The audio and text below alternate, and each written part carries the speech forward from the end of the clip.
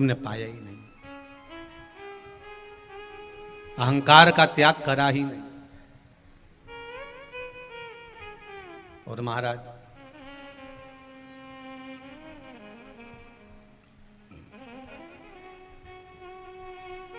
लक्ष्मण, आज श्री देवर्षि नारद का अहंकार नहीं गया, नारद जी के भीतर अभिमान रहा। मैंने काम को जीता, कामदेव को मैंने जीता, अहंकार भरा गया, अहंकार भरा गया। भगवान शंकर के पास में सबसे पहले गए और शिव जी के पास जाकर बोले, भोलेनाथ जी, जिस कामदेव को आप नहीं जीत पाए थे उस कामदेव को मैंने जीता है। बहुत ध्यान देना महाराज, भजन करो, स्मरण करो, दान करो, पुण्य करो, संकीर्तन करो, सत्संग करो, तुम्हारी मर्जी पड़े जो करो, पर अहंकार रख कर मत करना कभी कि मैंने करा। इसलिए शिव महापुराण की कथा कहती है, शिव पुराण करवाने वाले ना तो दिलीप जी अग्रवाल ना अग्रवाल परिवार, शिव पुराण कराने वाला भोले नाथ, करने वाला भी भोले नाथ और सुनने वाला भी भोले। यहाँ कोई नहीं करवा रहा, कोई बाँच भी नहीं रहा और ना कोई सुन रहा। और इस अंदाजे में मत रहना कि सीहोर वाला महाराज बाँच रहा है। सीहोर वाले महाराज की क्या बस की है जो कथा बाँच दे? बाँचने वाला भी शंकर, करवाने वाला भी जम के बोलो शंकर, और सुनने वाला भी शंकर, सुनने वाला भी शंकर। नहीं तो तुम अच्छे अच्छे की नहीं सुनो, कथा कहां से सुन लो? तुम्हारे घर में अगर कहीं का कुछ कह दे तो तुम सुनो, और तो कथा सुन रही हो 3 घंटा, ये भोलेनाथ जी की कृपा है दाता। किसी की सामर्थ्यता नहीं कि कोई सुन ले, किसकी सामर्थ्यता?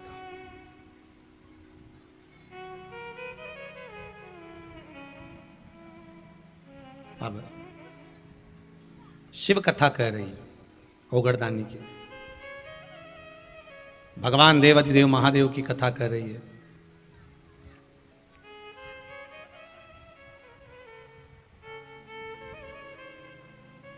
देव ऋषि नारद भगवान शिव जी के पास में गए। शंकर भगवान ने देखा देव ऋषि नारद आए, आदर करा, सम्मान करा, सत्कार करा, आओ पधारो। कैसे आना हुआ, कैसे आए हो? बुलाया।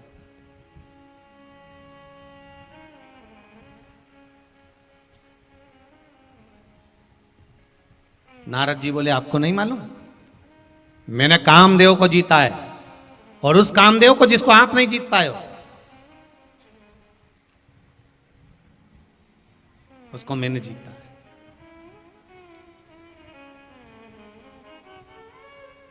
शिव महापुराण में एक बहुत सुंदर बात कही है महाराज।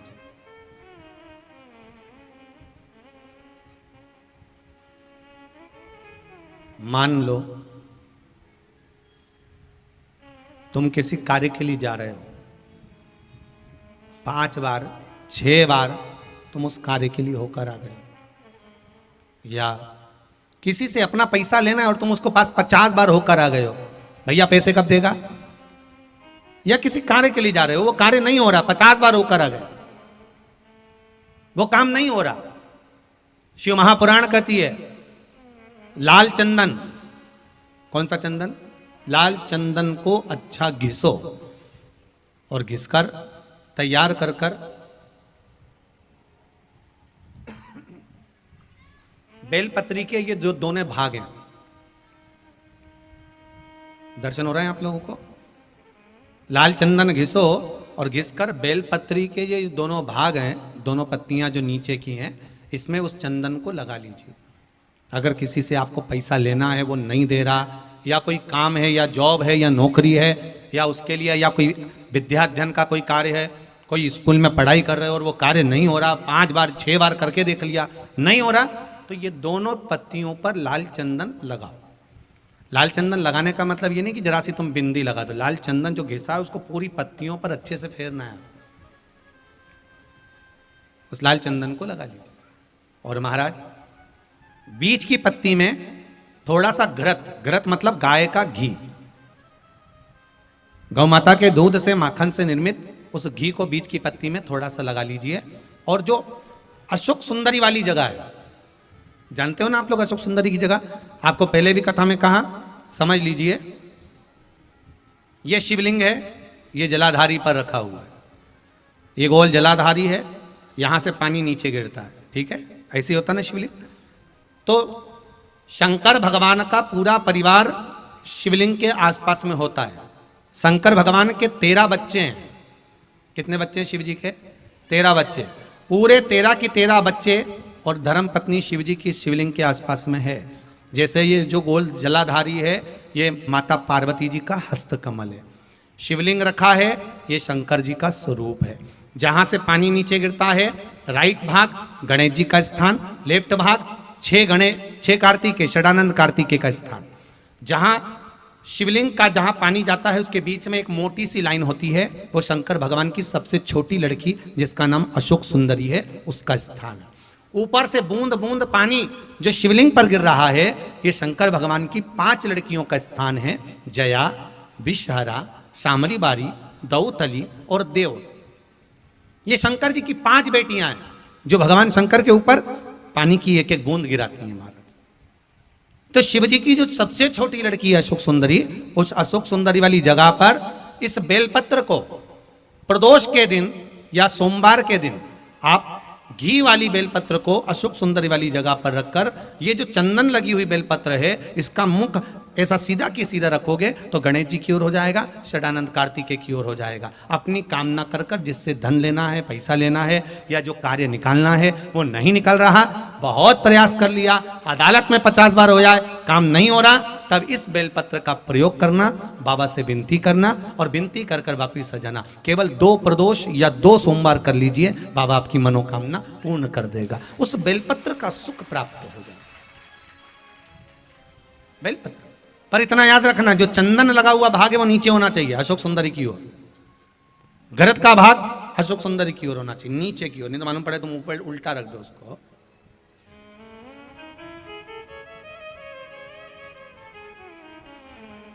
शिव स्मरण में कार्य, यही चीज विवाह में भी कार्य आती है। जिन बेटा और बेटी का विवाह नहीं हो रहा, आज देव उठनी एकादशी है, बहुत ध्यान देना महाराज। जिन बेटा बेटी का विवाह नहीं हो रहा, 30-30 साल के हो गए, 28 साल, 40 साल, 25 साल के हो गए, विवाह नहीं हो रहा, तो आज बेलपत्री पर दोनों पत्तियों पर लाल चंदन लगाई है और बीच वाली पत्ती पर पीला चंदन लगाई है। जिसका विवाह नहीं हो रहा उसके लिए का है, आज ही करना पड़ेगा, परंतु देव उठनी एकादशी के दिन आज ही का है, बस साल में एक ही बार होता है वो। नीचे की दोनों पत्ती पर लाल चंदन और बीच वाली पत्ती पर पीला चंदन। महाराज पीला चंदन लगाने के बाद में जो लाल चंदन है, उस लाल चंदन से 7 बिंदी पीले चंदन वाली पत्ती पर लगवा दीजिए। जिस लड़का लड़की का विवाह नहीं हो रहा, उससे लाल चंदन की 7 बिंदी लगवा दीजिए और लगवाकर जहां पर अशोक सुंदरी का स्थान है, वहां पर उस बेलपत्री को उसका नाम और गोत्र बोलकर, जिस व्यक्ति का विवाह नहीं हो रहा, नाम और गोत्र बोलकर आज रात्रि के समय पर या आज शाम के समय पर उस बेलपत्र को देव उठनी आज एकादशी के दिन भगवान शंकर की अशोक सुंदरी की जगह पर चढ़ा दो और बाबा से विनती कर लो, बाबा मेरा मंगल विवाह हो, ऐसा निवेदन कर लो। 3 महीने के अंदर विवाह पक्का, भगवान विवाह पक्का करा ही दे।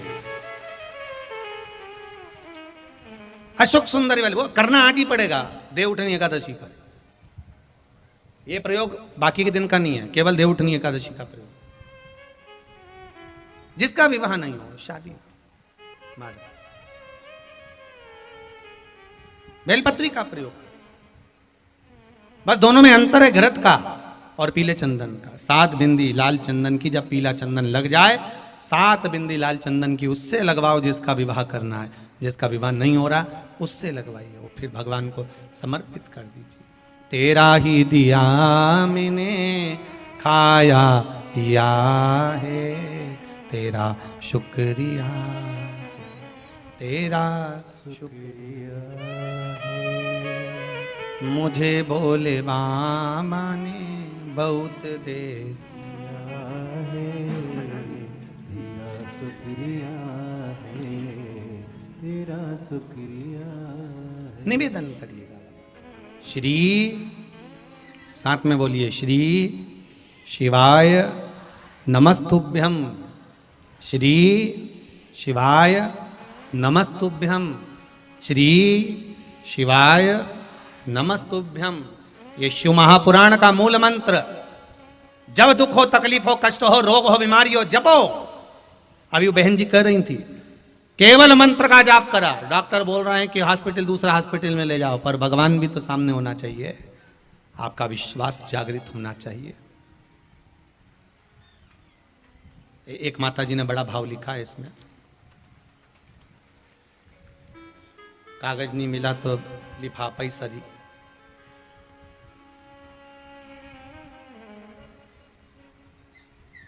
विभा देवी फतेहपुर गया बिहार से आई हैं।